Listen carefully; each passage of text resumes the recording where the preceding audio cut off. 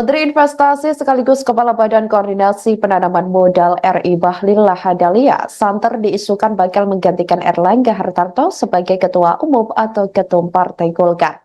Kabar tersebut beredar seusai Erlangga mengakui telah mundur dari jabatannya sebagai Ketum Golkar sejak Sabtu 10 Agustus 2024 lalu. Pernyataan Erlangga mundur dari Ketum Partai Golkar itu pun beredar pada Minggu 11 Agustus 2024 hari ini. Namun dalam pernyataannya, Erlangga belum menyebut siapa sosok yang akan menggantikan posisinya tersebut.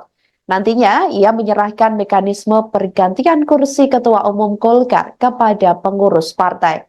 Erlangga pun berharap proses pergantian Ketua Umum dapat dilakukan secara damai. Pasalnya, menurutnya, demokrasi harus tetap dikawal secara baik.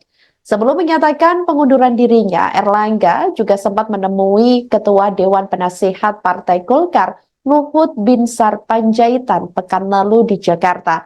Seusai pertemuan, Luhut mempertanyakan wacana Munaslup Golkar. Pernyataan tersebut disampaikan Luhut melalui video pendek berdurasi 1 menit 40 detik yang dibuat di kantor Kementerian Koordinator Bidang Kemaritiman dan Investasi Jakarta pada hari Kamis 8 Agustus 2024 lalu.